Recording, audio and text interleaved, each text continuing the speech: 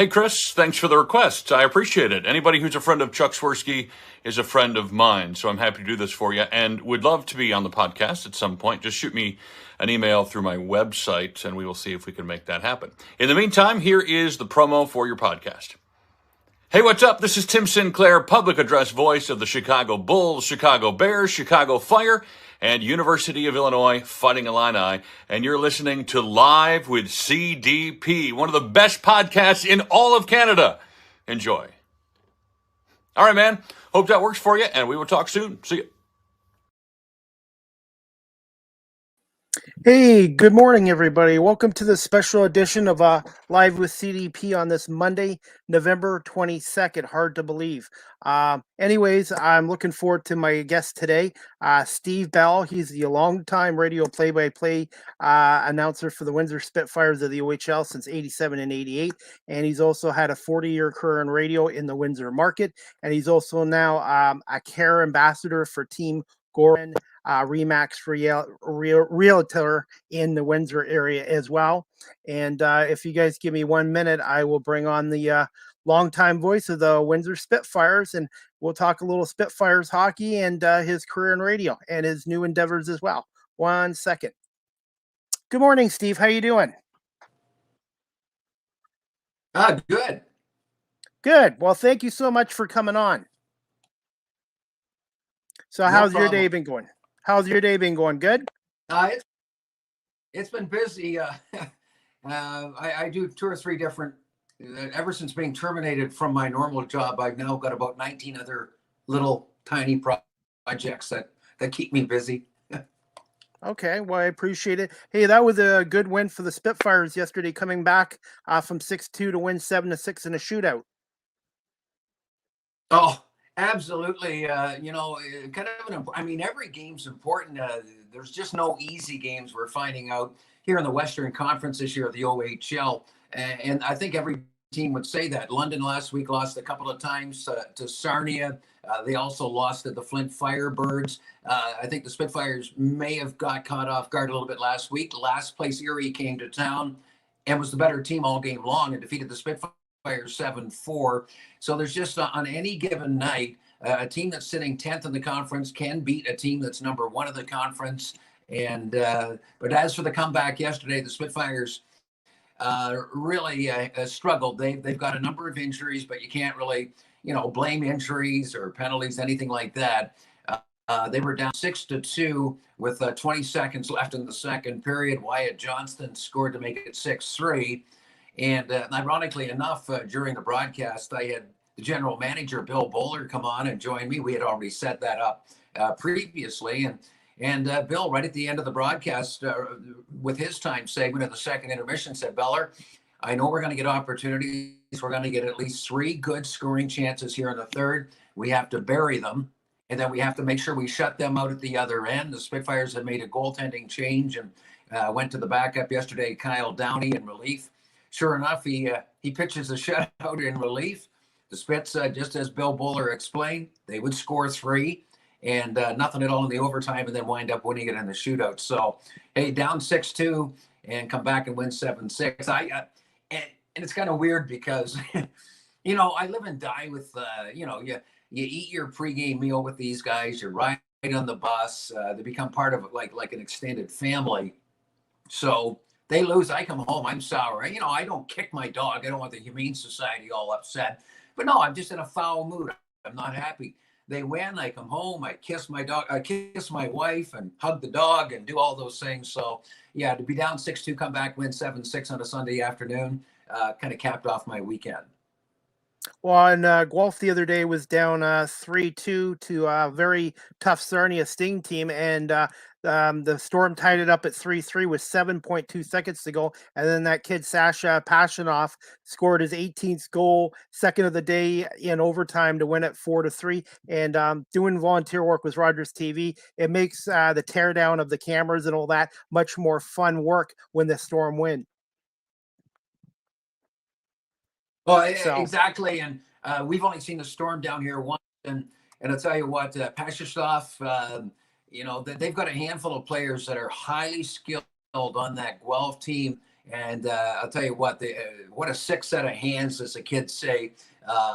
Very, very entertaining club to watch. So I know one thing, the Spitfires are better be ready and also stay out of the penalty box next time we do see the Storm.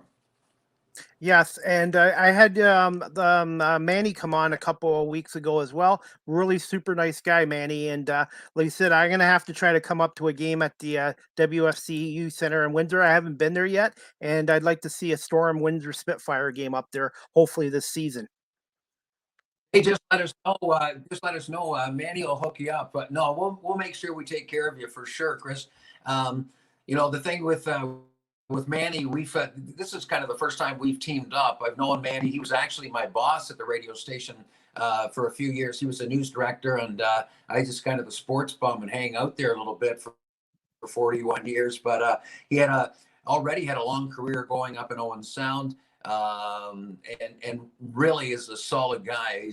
I thought he was a tremendous leader in terms of being a boss in the newsroom and delegating responsibilities and sharing a lot of the things that he had learned along the way. And I'll tell you what, there's a lot of guys. I mean, to do this job, the guys in Kitchener, they always say it too, Mike and Popey and those guys. It's got to be in your blood. You have to love it. I mean, why else would you go in the middle of a snowstorm in January to North Bay and Sudbury or something? It's certainly not the money. It's a passion. And my pal Manny Pava has that same passion, the Ontario Hockey League. And I just consider myself pretty fortunate as a kid that grew up in Kincardine. The biggest team in town would have been either the old Intermediate C Bulldogs or later the Kincardine Canucks Junior C team. But to have a chance to have a career in sports in particular and with the OHL and with the Windsor Spitfires and do what I've done for so long, and I'm really lucky. I was gonna say, I guess Steve, you and Larry Malott would be the two most senior guys doing radio in the entire OHL, I would assume.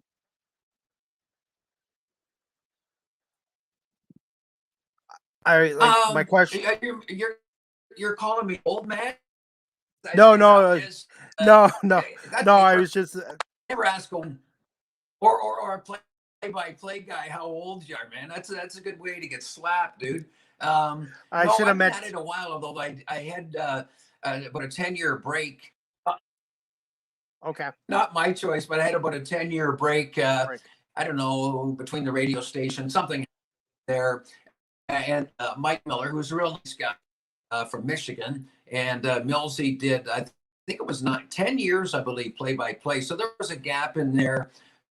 Radio station had a little minor divorce with the team more along back in the 2000s, early, and the competing radio station did the games for, I believe, 2 years. So mine wasn't a straight run. I started at the radio station in the summer of 1980. And just had come down here from Windsor from CKSO 790 AM at the time up in Sudbury, and they were the voice of the Wolves. So I had been down here. I helped out Dave Quinn, a legend in Windsor broadcasting. Quinner was the voice of the Spitfires since the early 70s, since prior to their days in the OHL. They were in the Tier 2 league. I think Quinner here in 1972. And so I just thought, I was always taught at Fanshawe in London, if there's a job that you like at the radio station and it's not yours, volunteer. If it's music, see if you can help out in the music department or, help out the music director. If it's in sports, there was one guy who was Dave Quinn, offered to help out. If it's doing the intermissions for free at the hockey game or maybe doing the pregame show, so be it. And maybe one day when that job does open up, you're going to be prepared and ready to go. And that's kind of what happened with me. I volunteered. There's a lot of that in radio, a lot of volunteering in radio. But I volunteered to help out Quinner. I do the missions of all games. And later I started doing color with him on the home games. And a couple of times in the playoffs, I'd go on the road and do color with Quinner as well. And sure enough, I got my first game in 86. It was in North Bay against the old Centennials that later moved to Saginaw, and I had an opportunity. He was they do a game Saturday afternoon. And he had a game to do in Sault Ste. Marie. And here's the difference: radio, jump on the bus, pal. In TV, they flew Quinter from Windsor up to, I don't know, Toronto, and then to the Soo. And trust me, the TV fellers, they made a lot more money than the dude on radio. So Quinter said, "Hey, I'm doing the TV game. Not stupid, man. He can count the dollars. You're going to have to do the radio game." So I knew, and I talked to my dad at the time. I'd likely done play-by-play in the driveway or out playing road hockey in Kincardine since I was 8 or 9 years old. And not to date me, but it would have been more like, here's Dave Keon trying to get it over to George Armstrong, Bob Pulford. Well, so we're back into the sick man. So I'd already done road hockey play-by-play with my 10-year-old buddies. So my dad said it's the same thing. Call the game fairly. Know your stuff, do your homework, and failure is not an option. So I just told myself, hey, to come back home and suck, that's not going to cut it, man. You better be all right. And I think I was well prepared for the first game. Back in the day, there was no such thing as names on the back of the jersey. It was a number. So you have to obviously, still to this day, memorize the line. Easy for the home team, but for the visiting team, you don't have a chance to be looking to try to read some guy's name from the press box in the back of the jersey. So memorize their positions, try to get their lines and warm up. And so that was my first broadcast. Doing play-by-play on my own was up in North Bay. And sure enough, that summer, Dave Quinn decided to take a position and move on to Toronto. So that position at the radio station opened up to do sports. I was originally a DJ, or an on-air personality, they call them now. But I was the evening DJ at the radio station. That position opened up, and rather than look elsewhere, I said, "Hey, I'll do the Spitz games," and they said, "Okay." So 87, 88 was my first full season doing play-by-play on my own, and a couple of little breaks along the way, but it's been fun. I was going to say, do you remember your first radio game that you did for the Spitfires in 87 and 88?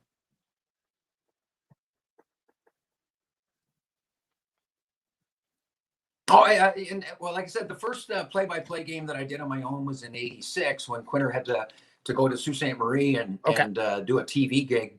So that would have been my first game. And I still remember. I remember number 24, I think, on North Bay. This is in 1986, was Rob DeGagne. So I can still, Pat Junkie played goal for the Spitfires that game. So yeah, I still remember that first game. And as for 87, Spitfires open in Cornwall. Cornwall later became the Sarnia or later to Newmarket, I believe, Newmarket to Sarnia. So that the first game would have been in Cornwall. It was a road trip to Cornwall, Kingston, and Belleville, I believe, at the time. And that was a magical Fires in 87, 88. Best team, not only in the OHL, really the best in Canada all year long, but lost the Memorial Cup 7-6 to the Medicine Hat Tigers out in Chicoutimi, Quebec. So it was a tough blow, but Spitfires were dominant. So it's kind of fun to break in. And that team was loaded. The general manager was Jim Rutherford.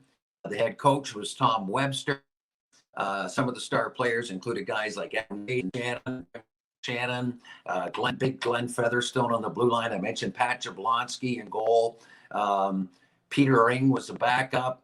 That was a team loaded, and just unfortunately, as Tom Webster always said, we didn't lose the Memorial Cup, Eller. We just ran out of time. And I was going to say, too, Steve, the 2014 Wolf Storm team that year was dominant, and they had only one bad game the whole year, and that was the final game in London against the Edmonton Oil Kings, 6-3. And like I said, it just shows you how hard it is, Steve, to win the Memorial Cup, and what the Spitfires have done the last decade, winning back-to-back, and then another one in 2017 is just amazing. Yeah, and you mentioned the Storm, that situation. It was much the same for the Spitfires in 1988 in Chicoutimi. They never lost the game. A lot of people think, well, they must have, no, they ran through, now there were fewer teams then, but they ran through the OHL playoffs undefeated. They swept every series, including sweeping the Pete's team that had Mike Ricci and Ty Domi, a real good Peterborough club. The Spitfires swept them as well in the O final. Went to the Memorial Cup, won every single game, swept the round robin. The teams there included the host team, Drummond, or the Quebec League champs, I believe, Drummondville Voltigeurs. They were involved. The Hull Olympic, the Western Hockey League champs were the Medicine Hat Tigers, coached by Barry Melrose, and that team was fantastic. They had won the Memorial Cup the previous year, and when they beat the Spitfires 7-6 in that final game in May of 1988 to make it back-to-back Memorial Cups for the Medicine Hat Tigers, that was the Spitfires' only real bad game, I think, the entire season. They had a 3-0 lead early in the first period. It was just one decade. I don't know. The common denominator may be me. I was not involved. It was a 10-year period in which I did not do play-by-play. And a lot of people think, Beller, you're the jinx, man. The Spitfires, without me doing play-by-play, have had a tremendous track record. I'm back this year. Hopefully they'll keep me. To win and own, Mike Miller started the play-by-play the pre-year. The 09 team led by, obviously. And the 10 team, a lot of people figure was even better than the 09 team. But some of the common players that were on both of those back-to-back championship teams include the likes of Taylor Hall and of course, Ryan Ellis.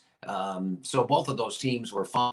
The Spitfires did hard way the first time in Rimouski, Quebec. They lost their first couple of games. And really one of the spark plugs and perhaps the MVP of that tournament, I thought, was Adam Henrique, now with the Ducks. And he's had a nice steady career. Real they get it in 09, 10 down 3-0 to the Kitchener Rangers in the OHL playoff series. And that team was really a solid club as well. They had added guys like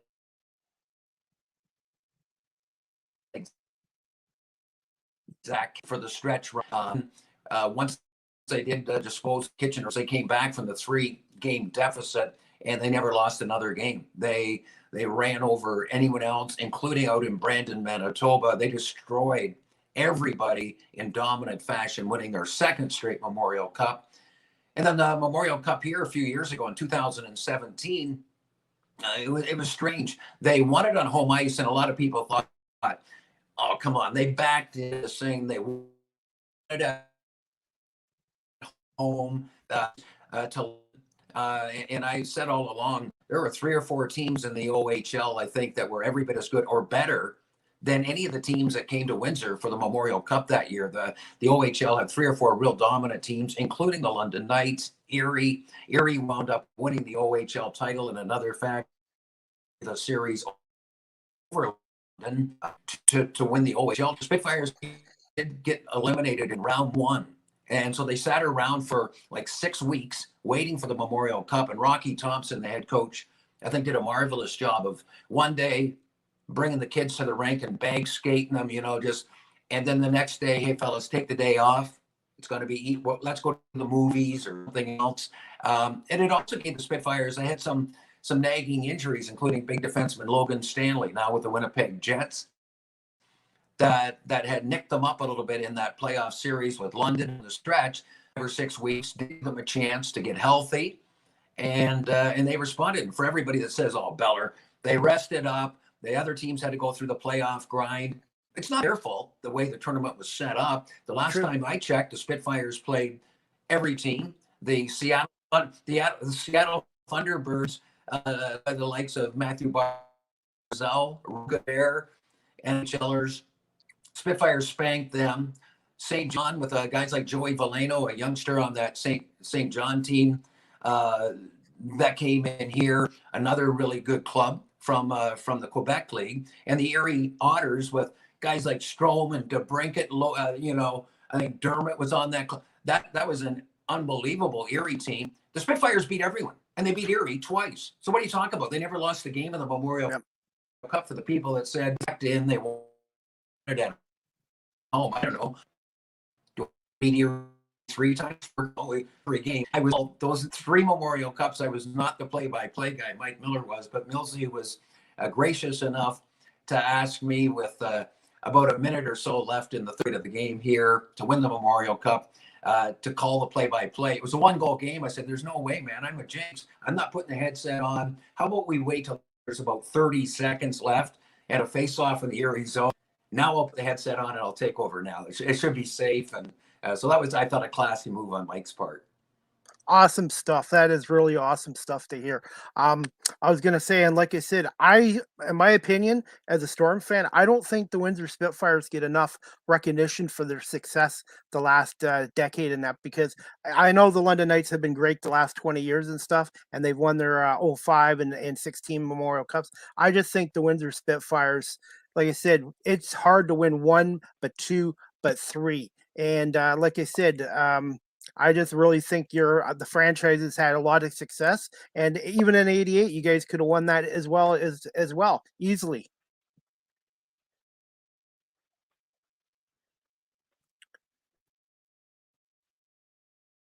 Okay, Steve. Oh, sorry. Go ahead.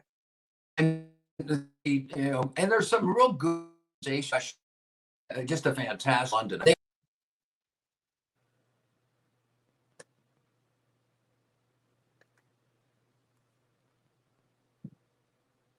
No, you're cutting out there. Sorry, Steve. Oops. Oh, I think no problem. I just gonna it say happens. that.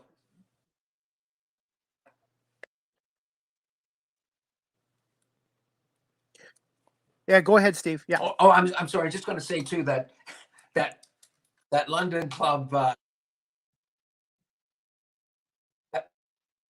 that London organization with the Hunters job from this back when wins were few and far between at the old Ice House, the old London Gardens, to their move to the the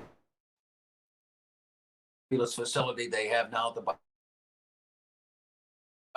You take a look at this as well, and along with, I think, Windsor, Kitchener, Rain. These are the clubs, and there's a lot. I mean, around the OHL. I'm a little bit upset this year that we don't get a chance to go east and see Shane Wright and some of the eastern clubs this year. And I understand fully due to COVID-19 why they set it up this way. But again, it's to me, it's fun, and I consider myself blessed just to be a part of the Ontario Hockey League.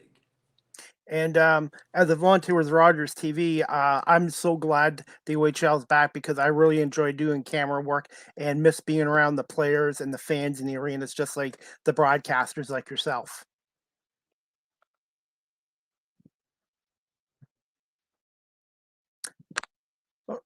Are you still okay for time for a few more Well, minutes, Steve? What we found out the way was going to.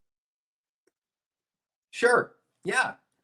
I was going to say too with the OHL. Once we found out that that we're going to be coming, when we found out we're going to be coming back this year with the OHL, one of the first days I jumped on my bike. I went for a bike ride. The arena is a couple of miles from where I live.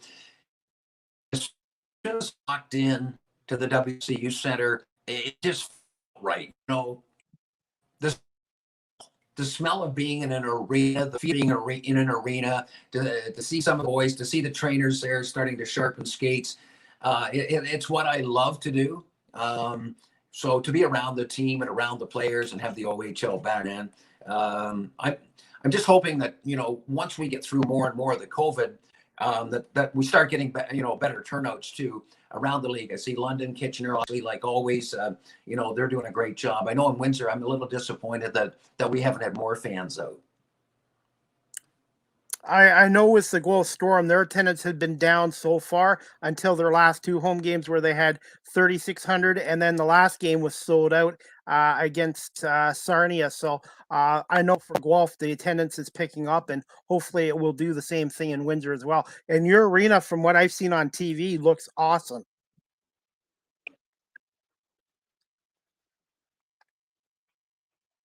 Yeah, it really is. I think they did a great job with the WFCU Center. You take a look around, and I mean, I used to, some of the old buildings just for the fact doing play-by-play, man. You're right on top of the action. It was loud. You could hear the fans yelling. But nowadays, and I understand, we still don't drive an old beat-up car. Everybody likes the newer model, and it's kind of like that.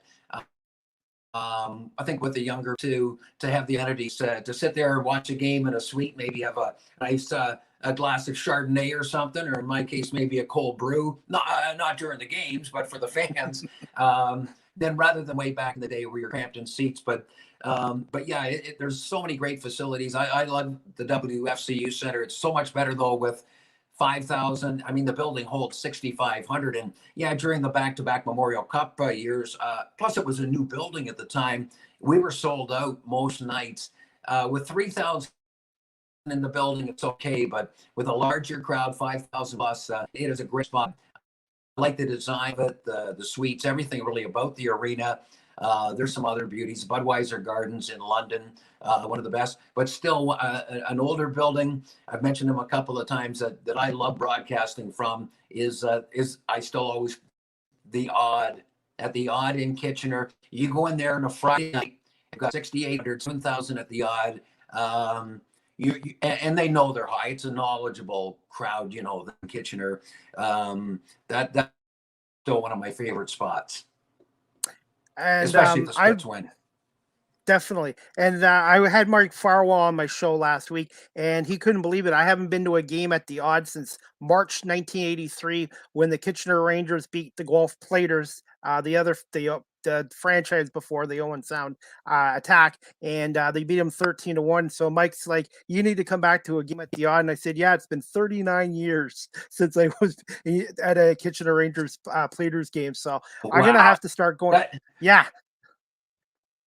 Yeah, I remember that game, and that was the Platers' first year as an expansion franchise. They were horrible, 7-63 or something like that, and they lost a lot of games by that score that year. And Kitchener was coming off their Memorial Cup win in 1982, and I remember the goalies for that game: Wendell Young for Kitchener and Scott Mosley for the Platers.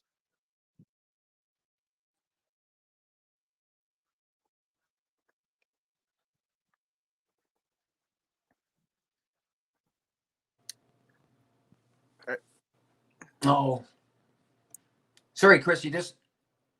Cut I just out. lost you for a second. Okay.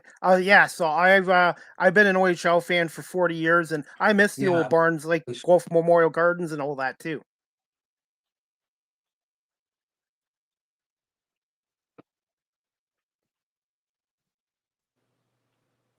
Yeah, some of the ones that I missed too. The only thing I don't miss about Guelph was I always found that, man, especially when we came in a bus, one of the coldest rinks. Yeah, for whatever, maybe the insulation wasn't there, but I always found that old arena in Guelph. Yeah, I remember doing games in there in the day when, I mean, they had really good clubs too, led by the likes of Gary Roberts when he came over in the trade of relief from Ottawa 67s. But they had some good, they had solid culture arena down in Guelph. Yes, as much as I miss the old Memorial Gardens, the Sleeman Center is quite nice, and even where the guys broadcasted, they have a good view of the arena from center ice up there. Are you still okay for just a couple more minutes, or you have to get going, Steve? Yeah, Okay, yeah, no problem. sure. Okay. Yeah, Just a couple more no questions. Thanks. problem. Like I said, I was gonna say maybe one day you should write a book about your career in radio and your time with the Windsor Spitfires, because I'm sure you have a lot more great stories to share.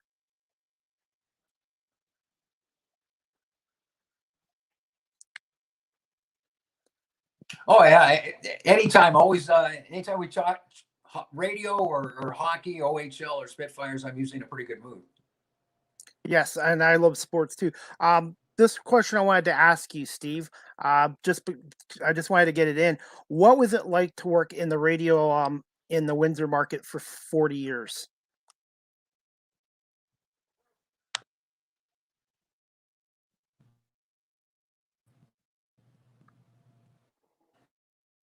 Oh, I'm sorry, Chris. You just Okay, I can repeat the question again. Yeah, I guess it's just the Wi-Fi. My question was, what was it like to work in radio in the Windsor market for around 40 years?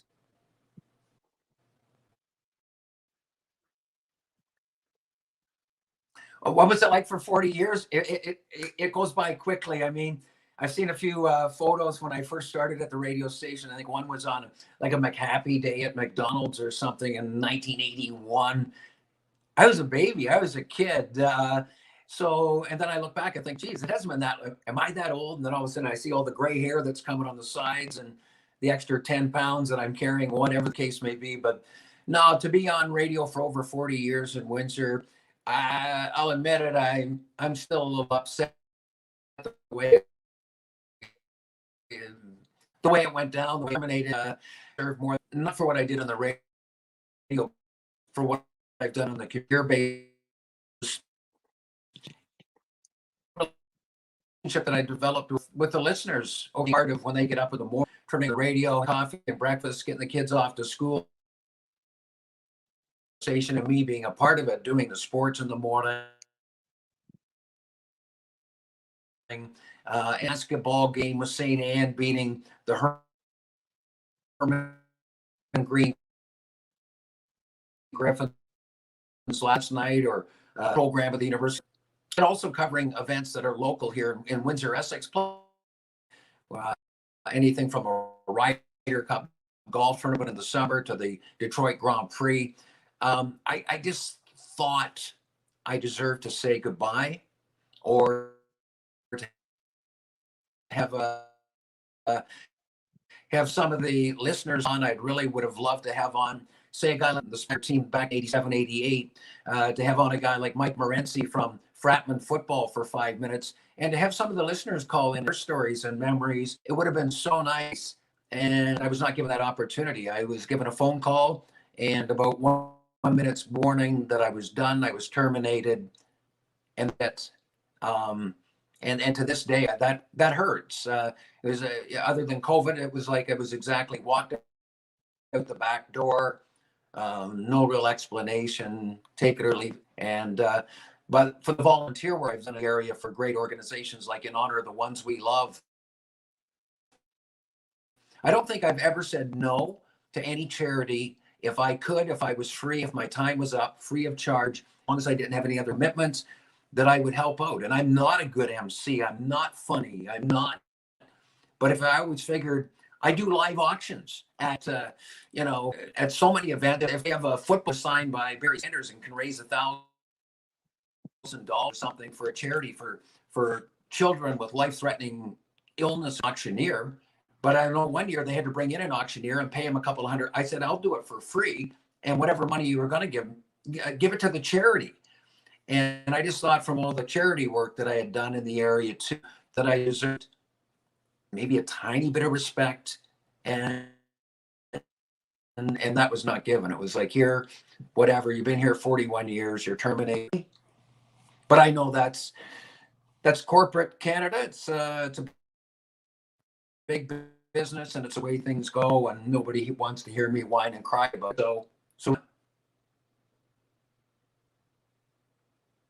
And Steve, I also realized too, I'm 49, and I found my passion a couple years ago doing volunteer work with Rogers and the Guelph Nighthawks, and I realized the road isn't going to be easy, but this is something I really want to pursue, and I'm just hoping having this podcast platform and doing volunteer work with Rogers and building my contacts and continue to volunteer and continue to improve, and having guests like yourself and Mike Stubbs and Mike Farwell come on, and Manny. I've been very, very lucky. And like I said, I'm just taking one day at a time, Steve.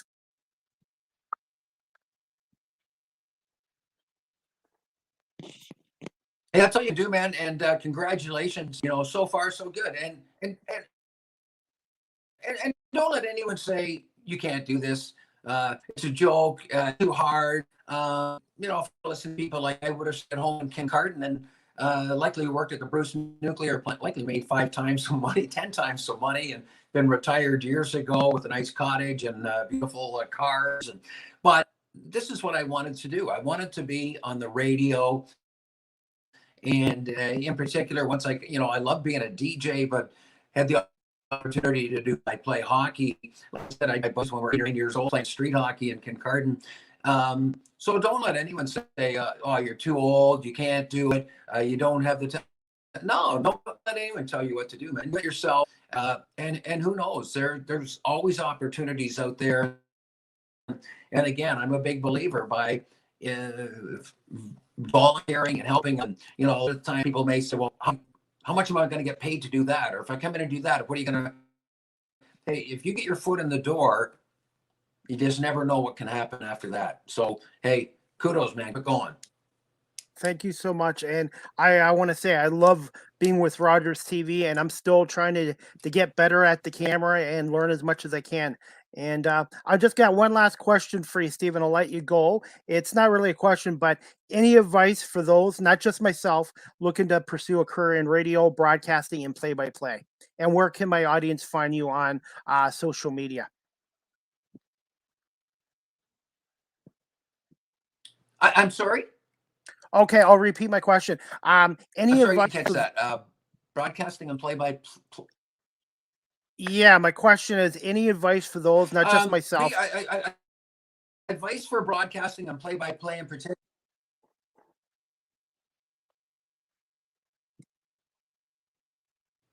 Yeah, the advice to I think for play-by-play is be yourself. Don't.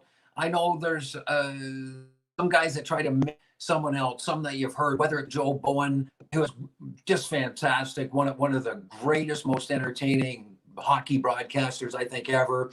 But don't try to be Joe Bowen. If you listen to Mike in Kitchen or Mike Farwell, if you listen to Stubbsy in London, Mike Stubbs, and you like certain things about them, you're gonna be influenced by a Larry Mull. Don't try to be Larry Mullot. Try to be Chris. Try to do take your information. I like the way this guy describes a goal. I like the way this guy does an intermission and how he take the best of everybody. But number one advice is be yourself. Don't think, oh, here's somebody that's trying to copy Chris Cuthbert. Here's a guy that's trying to copy. No, you don't want to be anyone's second. You want to be your own guy. So develop your own style. By me, I don't even know. I put the headset on. I try to describe the game as accurately as I can. If there's a face-off in the Windsor zone and it's coming to the right side of the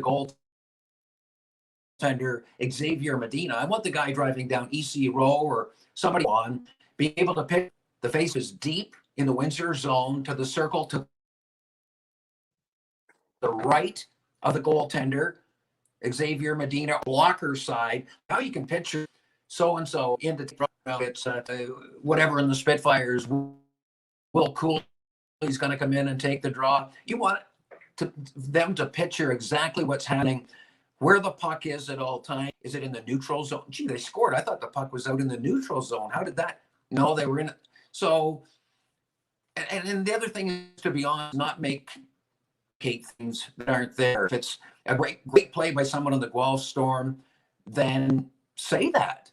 There's no question. I'm far more excited if the Spitfires score than if the Storm score, but I'm not going to change the fact if there's a fight and the guy from London beats the guy from Windsor in the fight. I'm not going to, you have to be honest. The people taking your word for it, they're listening on the radio. They can't see it. And you lose your credibility if you said, oh, the guy in Windsor won the fight. No, we saw he's got a black eye and he got a pike. What else can we not trust you on? So I think be honest, be fair. I know the one thing I would like to take back earlier in my career, I think I was far, far too critical than officials. They have a really difficult job to do. And now, even if there are what I think are bad calls or non-calls, I've tried to relax and move on and not pick on the officials. So that would have been my biggest fault. Well, like I said, I want to say great stuff, Steve, and I really appreciate you taking the time again to come on here. And I've on my little ticker, I have where people can follow you on Twitter at Beller800.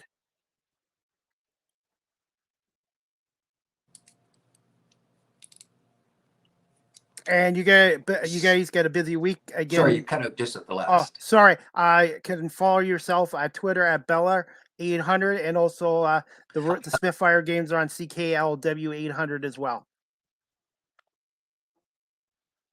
Yeah, absolutely. Hey, take care, And man. All the you best. too, Steve. We'll keep in touch, and hopefully we'll see you in that game at Guelph, and then I'll come up your way soon this year too as well. Okay. Thanks, Steve. Have a great day. Anyways, guys, that was Steve Bell, the longtime voice of the Windsor Spitfires and a longtime radio personality in Windsor. He's now a care ambassador for Team Goran, a Remax care reality in real estate in the Windsor area. So that was great that Steve came on today. I do apologize for some of the Wi-Fi issues. So a little bit of it was choppy, but that sometimes happens with podcasts and stuff like that. But I'm hoping maybe I can have Steve on again in the future. He has so many great stories about his time in the radio industry in Windsor, and also being behind the mic for the Windsor Spitfires as well. Just before we go, guys, I'm just going to do a little clip of a preview of this year's Windsor Spitfires team. And this clip is courtesy of the Ontario Hockey League. Sauces one rink wide for Heno. Heno sauces one back to Cooley, scores! As Yancey gets it back at the blue line. Jonathan Yancey waits, shoots up the post. Oh, what a save! Xavier Medina reaches behind him and stops that puck from going in. Maggio for Johnston. Johnston for the slot. His shot goes up high. He scores! Johnston, the rookie, and they're on the board. Foudy spins around a few times as he's waiting for a shooting lane. Shoots, he scores! Jean-Luc Foudy. Mark Savard, the new head coach of the Windsor Spitfires. Welcome back to the OHL, Mark. Just to get things started, what does an opportunity like this mean to you? Well, first off, thanks for having me, and very excited. You know, this is something I looked at doing from, in my whole life. I wanted to come back to the OHL and coach, and I'm getting this opportunity here in Windsor, so I'm very excited. Well, super happy to have you here. Let's, take a look at what's to come this year. Lots of players really eager to make an impression, especially after a season lost. You've been here for a few weeks now. What's impressed you so far? Well, exactly that. Everybody's excited to be back on the ice, having a little normalcy. We have a good veteran core. I think we got a lot of older guys, so they kind of know what's going on already, and that excites me. But I think overall we have a sound team. I think GM Bill Bowler and Frank Bowl that put a great team in place. And then even my staff with assistants Jared Smith and Andy Delmore, we're really confident that we have a good-looking team without playing a game yet, but we feel confident that we have a good team. Excellent. Well, this is obviously a franchise that has produced a lot of top talent in recent years. So why don't we dive into what makes this team so strong? And we can start off offensively. Well, I think offensively, like I said, we have a good veteran present. We got Wyatt Johnson, who just got drafted by the Dallas Stars in the first round. I mean, he reminds me so much of Bergeron. Just watched him so far. I don't think I've had to say anything bad to him because he hasn't made a mistake yet. Will Cooley, who's just he's a beast. Really, he's a man already, and I'm excited to see him go this season. We got a good we got a good balance. Abraham hasn't played a year, but I can see a lot of myself in him. And D'Amico and Overager. So I think we're really strong up front, and I think we're going to be able to score a lot of goals if we work as a group. So I think I'm excited to see them play together. Awesome. We'll just kind of do the same thing on the back end. What excites you most about the defensive core and the goaltending? Well, I can't get enough of the size on the back end. We got some big boys back there. It seems like every kid these days, I don't know what they're being fed, but they're all big boys. So we have a big group back there. We got an active group. They can move well. A good mix. I haven't seen Hano. He's away in Anaheim, so I haven't seen him yet.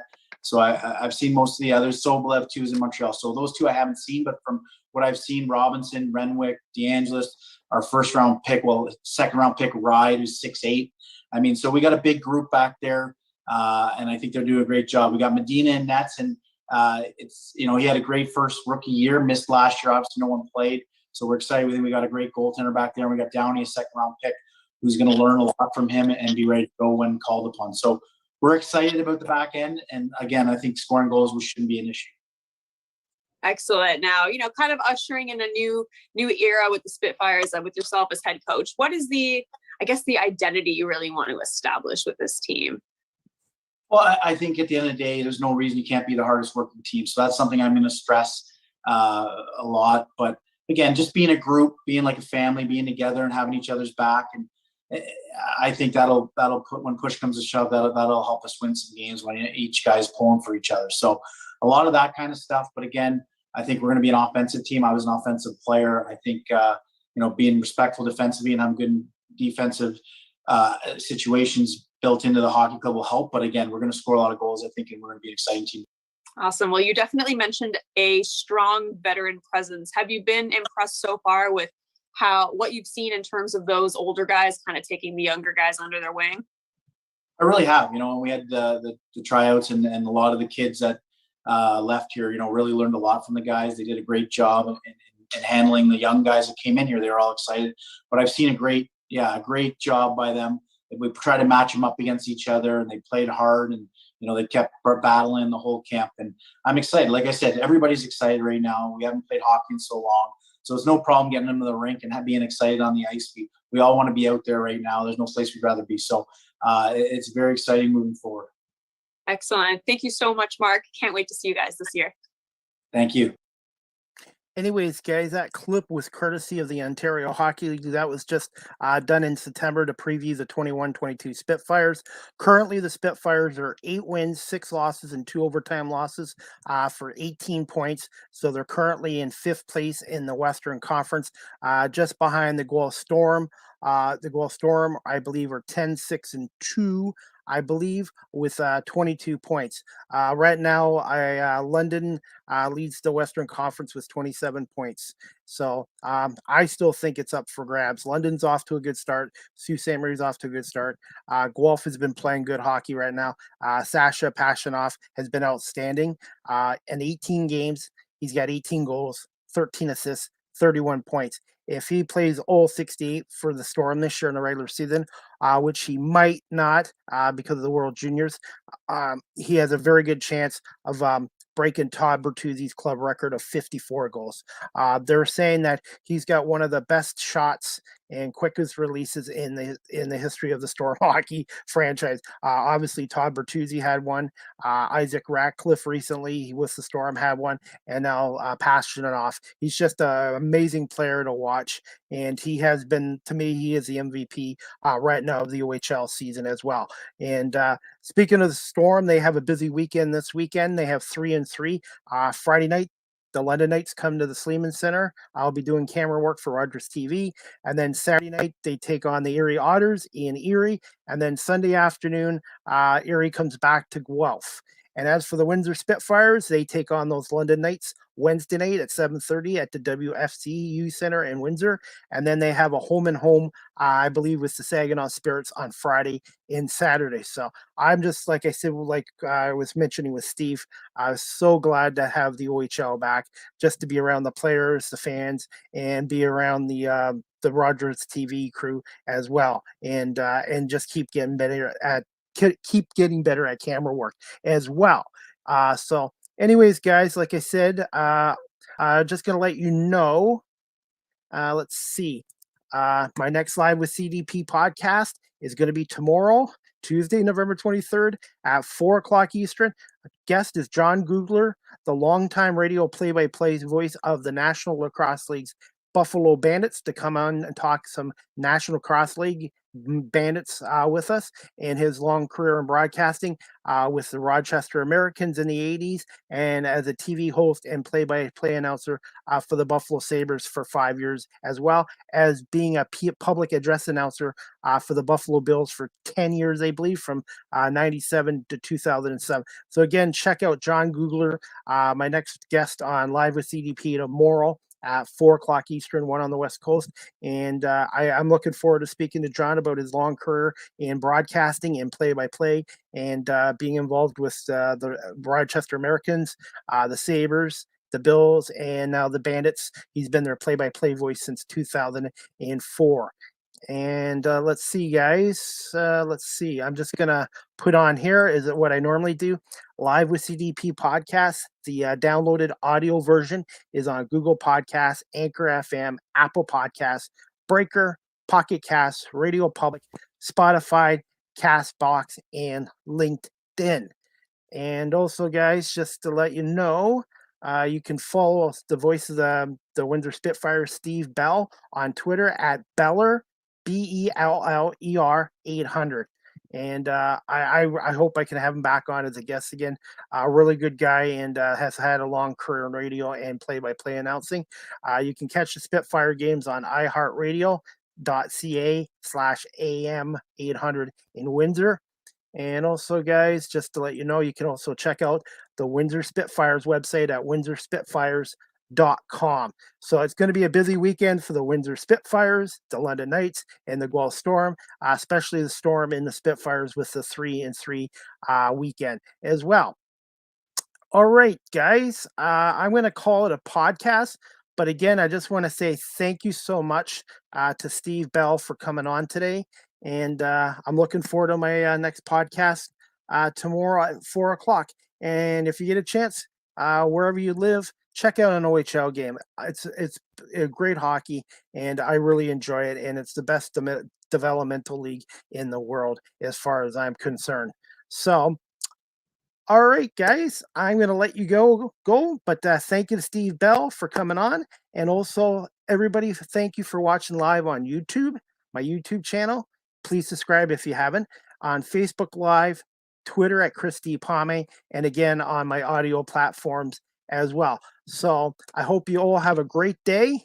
Enjoy the Monday night football game between the Giants and Buccaneers. I'm picking the Buccaneers to win. I cannot see the Bucs losing 3 in a row and going 6-4, but nowadays with all these upsets lately, it's possible. So enjoy the Monday night game, guys, and we'll see you guys tomorrow at 4 o'clock for another edition of Live with CDP with special guest John Googler. Thank you so much, guys. Have a great Monday.